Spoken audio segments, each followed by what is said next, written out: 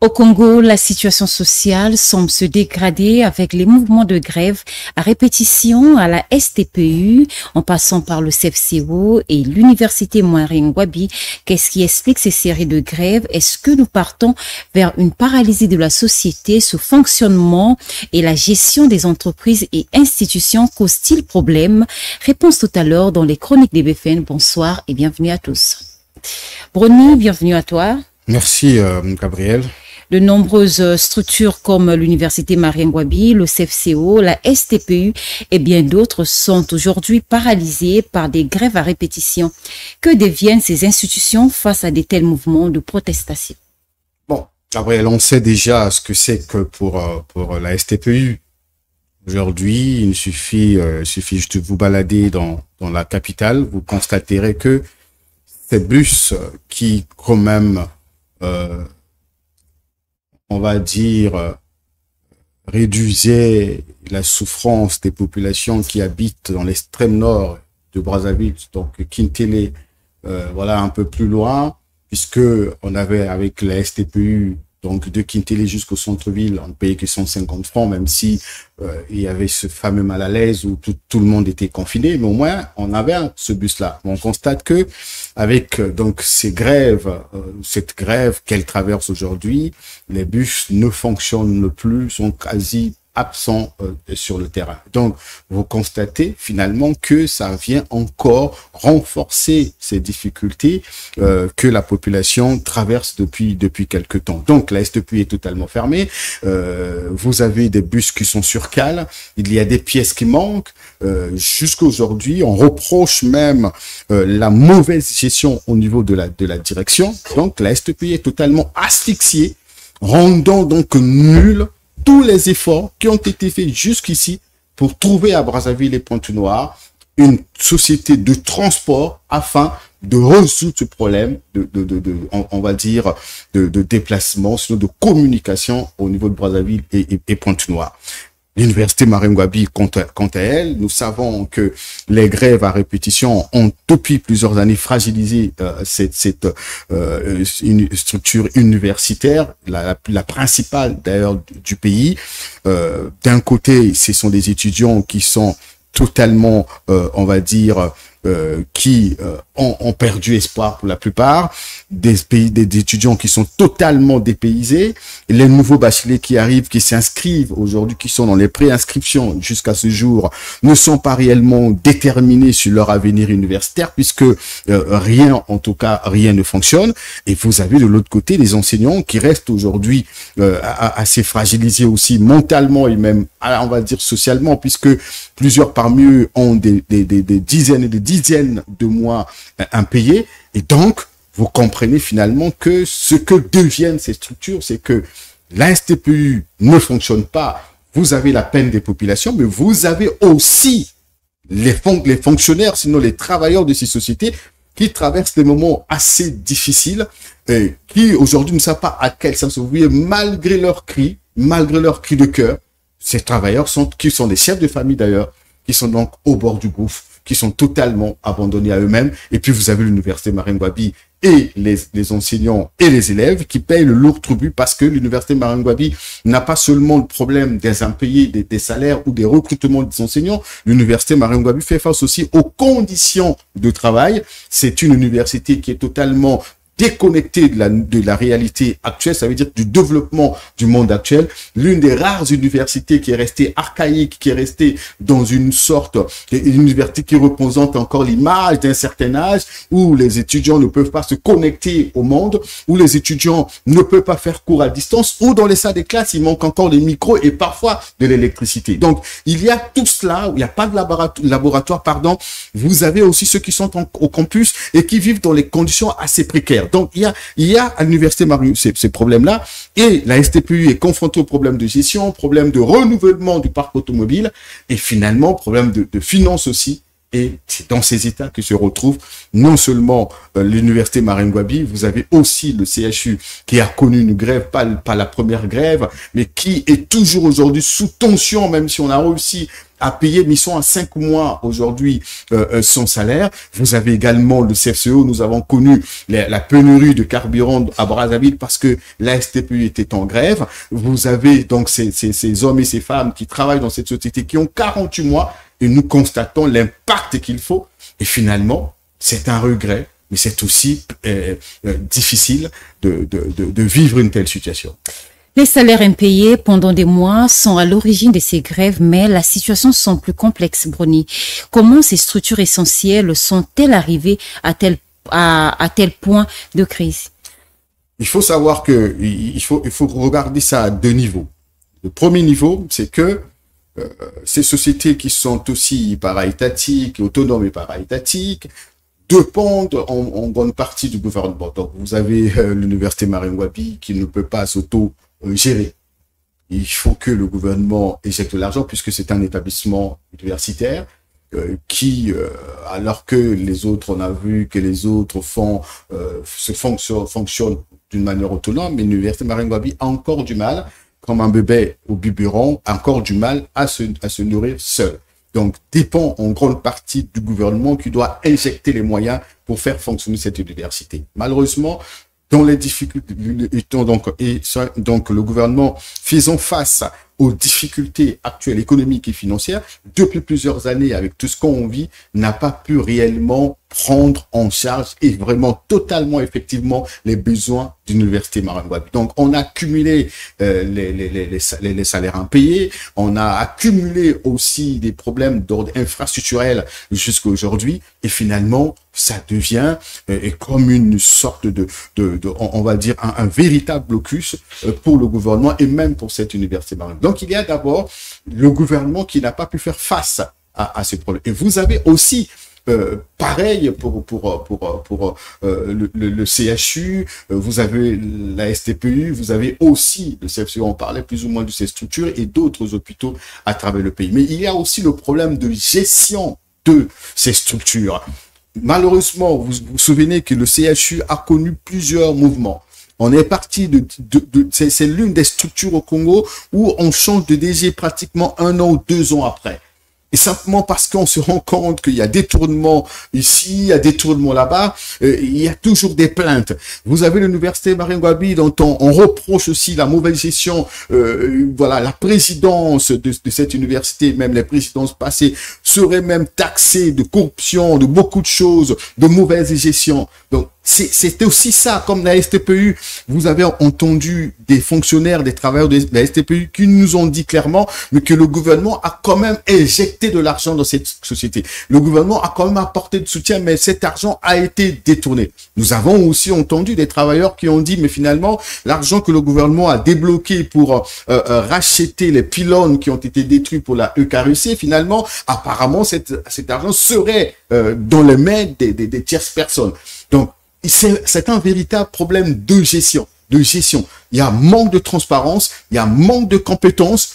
Et tout cela, quand on fait une addition, quand tout cela se rassemble, ça devient une sorte de cocktail Molotov et qui fait exploser donc la gestion de ces entreprises, de ces structures et qui finalement bloque le fonctionnement. Donc, vous avez le gouvernement, c'est vrai qu'il ne fait pas face, mais il y a aussi les hommes qui sont choisis pour gérer ces structures qui posent de véritables problèmes parce que le choix qui sont souvent opérés dans la nomination de ces hommes et ces femmes qui gèrent ces structures n'ont pas toujours été faits sur la base de leurs compétences ou de leur expérience professionnelle. Et souvent, on tient compte des affinités. Donc, on nomme pas les gens qu'il faut là où il fallait qu'ils soient. Et finalement, les résultats, c'est tout ce que nous vivons aujourd'hui. On reproche, par exemple, à l'université Marine-Ngouabi d'avoir en son sein des travailleurs qui n'ont aucun qualificatif, des travailleurs qui n'ont aucun profil de travailler même dans l'administration ou même on va dire, dans cette université dans son ensemble. On reproche également au CHU, nous avons lu le rapport de l'inspecteur général des finances au CHU,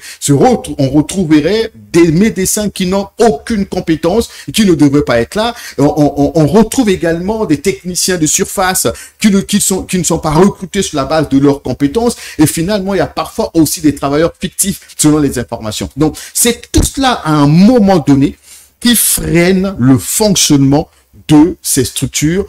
Ajouter donc à la fragilité gouvernementale, donc au manque de paiement, et finalement, ça devient tout un concert et qui ronge et qui détruit ces structures.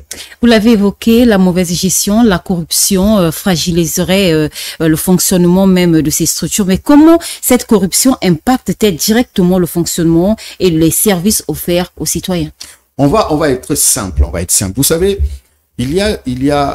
on va commencer à l'université Maringouabi où nous avons des témoignages. Vous savez très bien, vous êtes passé par là, ce qu'on appelait les droits de cuissage, par exemple. Où nous savons, on se souvient bien que on parlait d'un quatrième trimestre, par exemple, dans les écoles publiques, où vous n'avez pas de moyenne, il faut aller rencontrer l'enseignant chez lui ou dans un hôtel ou dans un restaurant pour régler ce problème. Donc, les notes qui sont sexuellement transmissibles, même les notes qui sont, j'ai envie de dire, financièrement transmissibles, il y a tout cela aujourd'hui. Pour obtenir la promotion, pour passer d'une étape à une autre, il faut corrompre. C'est pareil aujourd'hui dans les structures sanitaires. Ceux qui sont recrutés ne sont pas recrutés sur la base de leurs compétences. Il faut corrompre. Il faut donc avoir des facilités. Il faut avoir un parent. Il faut que vous ayez des accompagnements. Donc, il y a tout cela aujourd'hui. Et quand cela, l'impact, c'est que cette corruption ne permet pas que l'on ait des enseignants compétents et les gens aient des étudiants compétents, des médecins compétents, des travailleurs compétents. Parce que ceux qui sont recrutés, comme ils ne le sont pas sur la base des compétences et de leur expérience, c'est parce qu'ils ont corrompu, qu'ils ont donné des moyens et qu'il faut, finalement, ils ne pourront pas faire leur travail. Une dame me disait qu'elle s'est retrouvée dans une salle de travail, dans un hôpital, où celle qui était en face d'elle ne savait pas comment l'aider à mettre au monde. Donc, il fallait attendre plusieurs heures pour que la sage-femme professionnelle arrive. La question qu'on s'est posée, comment cette femme-là s'est retrouvée dans cet environnement? Nous avons des témoignages du genre, un médecin qui vous donne une ordonnance, vous allez à la pharmacie, on vous dit que cette ordonnance n'existe pas dans les modules tels que c'est prescrit dans cette ordonnance. Simplement, parce que ces médecins ou encore ces infirmiers, ces techniciens de la médecine n'ont pas les compétences qu'il faut, n'ont pas été recrutés sur la base de leurs compétences. C'est pour cela que le travail ne peut pas être bien fait. C'est pour cela qu'on rencontre tous les problèmes que nous rencontrons dans ces structures. Et parce que on a recruté un parent qui n'est pas compétent, vous pouvez recruter le parent, mais il faut qu'il soit capable de vous rendre l'ascenseur. Ça veut dire qu'il soit capable de vous faire confiance et d'être compétent. Mais vous recrutez un frère, un ami, une copine, une femme, vous le mettez là où il faut, mais on constate qu'il n'a pas de compétences, c'est ce qui détruit. Donc, l'impact de la corruption, c'est ce que nous vivons dans ce pays-là, c'est ce qui détruit, c'est ce qui ne permet pas que les projets qui sont mis en place, les visions qui sont construites dans ce pays n'aboutissent pas, simplement parce que la corruption est un mal, mais qui ronge et qui détruit. Penses-tu, Bruni, que ces grèves et problèmes de gestion signalent un malaise plus généralisé dans la gouvernance du pays? Quelle est la portée réelle de ces crises? Regardez, c'est clair, on le vit à tous les niveaux. On le vit à tous les niveaux du pays, malheureusement. Nous sommes retrouvés, je reviens sur cette mot que j'aime bien, ou encore je vais reformuler, cette carence d'élite, parce que l'élite qui m'écoute, les intellectuels qui suivent les cas, pensent que c'est offensant de dire, c'est une offense de dire que finalement qu'il y a une crise d'élite. Ils sont pas d'accord de l'entendre. Donc je vais parler d'une carence d'élite dans ce pays. Et nous avons commencé à le vivre à la sortie de la guerre où on a perdu quand même beaucoup d'élites qui sont allées à l'extérieur du pays, beaucoup de cadres qui sont partis. Et vous avez aussi, face à la crise comme à l'université Maringouabi, ou face à cette crise, vous avez des universitaires qui ont abandonné la chaire, qui ont abandonné, on va dire, l'université pour se retrouver dans les cabinets des ministres à plein temps, au point où ils ne sont plus disponibles. Vous avez des médecins qui ont abandonné leur poste au CHU de Brazzaville, même dans d'autres hôpitaux, pour se retrouver dans les cliniques, parce qu'il y a aussi cette précarité sociale. Et donc, on constate que finalement, à tous les niveaux de la République, vraiment à tous les niveaux, l'impact est réel. Et c'est pour cela que Puisque c'est simple de se poser la question, comment le Congo, qui est nanti d'intellectuels, le Congo qui regorge des intellectuels, qui sont respectés même au niveau international pour certains, comment nous n'arrivons pas à appliquer les politiques que les autres ont appliquées ailleurs, qui ont aidé d'autres pays à se développer, puisque les mêmes modèles économiques que nous appliquons au Congo, ce sont les mêmes modèles économiques qu'on applique ailleurs.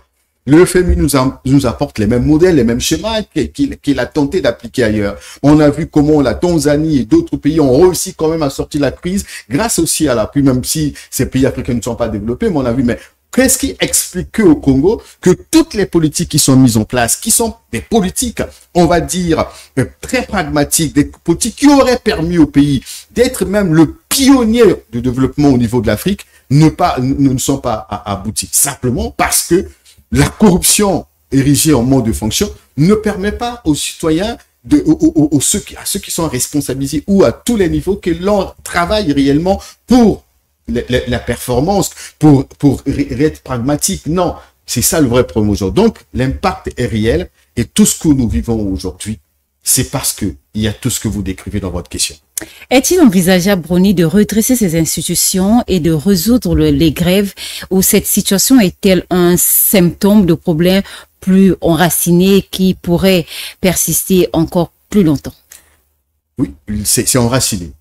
Ah, c'est vraiment, c'est très, très enraciné parce que depuis combien de temps nous parlons de l'université Marine-Ngouabi? Depuis combien de temps nous parlons du CHU? Vous savez que on a injecté plusieurs milliards au CHU de Brazzaville pour réhabiliter son plateau technique, mais cet argent n'a pas réellement servi à développer cette structure sanitaire. Nous avons suivi il y a quelques semaines la direction générale de ce centre hospitalier nous informait qu'il a reçu 18 milliards à peu près de francs CFA pour la réhabilitation, mais je ne doute pas sur ce qui est fait. Mais quand nous menons les enquêtes, on constate que le CHU n'a réellement pas changé. Les laboratoires, les pharmacies manquent de tout aujourd'hui. Donc, on se pose la question, 18 milliards de francs CFA pour le CHU de Brazzaville, que l'on ne soit pas capable réellement d'apporter une solution aux réels problèmes qui touchent ce centre-là. Donc, vous constatez réellement que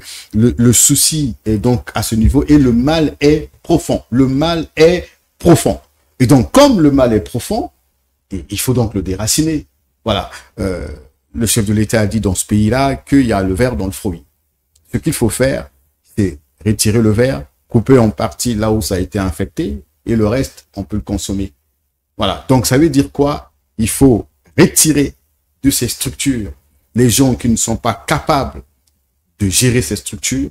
Il faut mettre en place des procédures de recrutement qui soient transparentes et qui ne tiennent pas compte des affinités.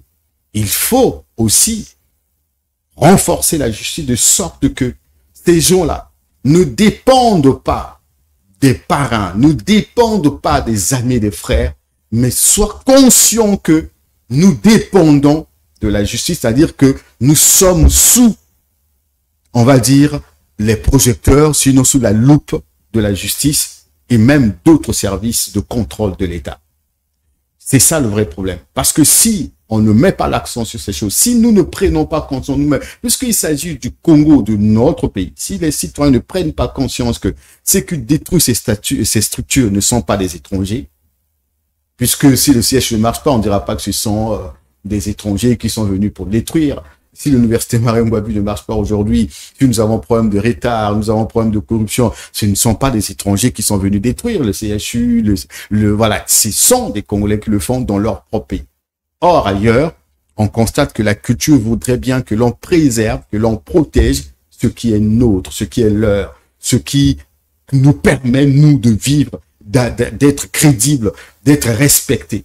Mais nous avons réussi à tout détruire au point le pays n'est plus respecté et donc nous ne sommes plus respectés vis-à-vis des autres. Donc, ce qu'il faut retenir aussi, c'est que dans la gestion quotidienne de ces structures, on peut bien changer les hommes, trouver les hommes compétents, mais il faut que la gestion soit transparente et efficiente. Il faut tenir compte de ça.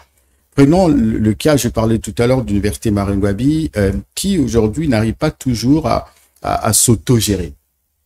nous avons cette université, les inscriptions des étudiants qui coûtent pas cher. Je crois que c'est ça le vrai problème aujourd'hui.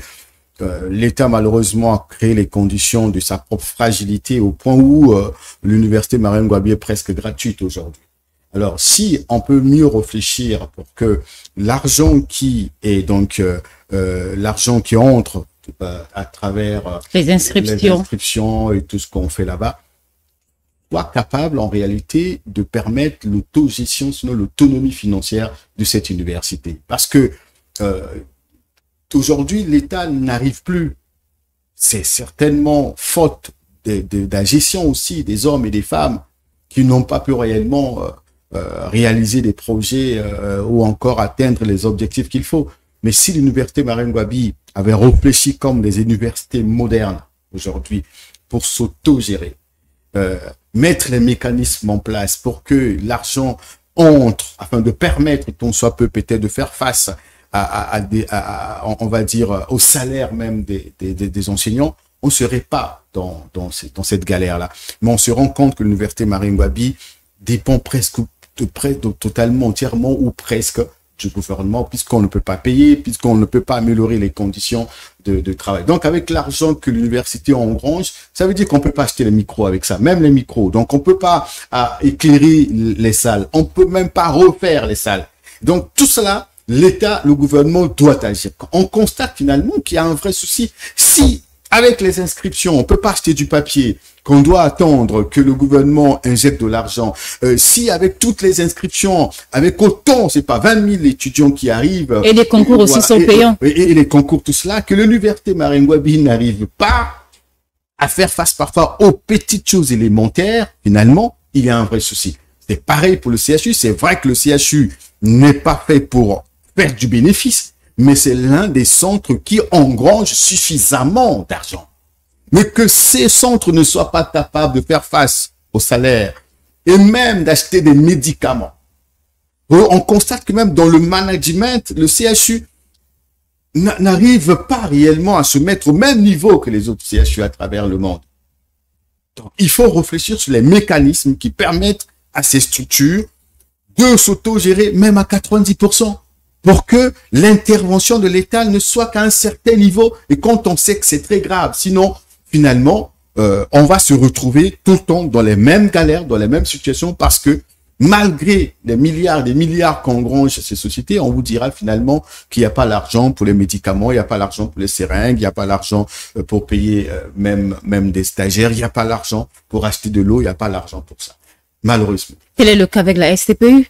C'est pareil, puisque nous l'avons dit que la STPI a reçu quand même de l'aide du gouvernement. Et c'est témoigné par des agents, pas nous. Mais vous avez aussi l'argent qu'ils collectent eux-mêmes. On avait à peu près 100 bus à Brazzaville. Et s'ils peuvent, par jour, avoir 1 million plus, ils sont à peu près 100. Donc, on imagine combien peuvent-ils avoir par jour. 150 000, 180, 200 000. Voilà. Donc, par jour, ils ont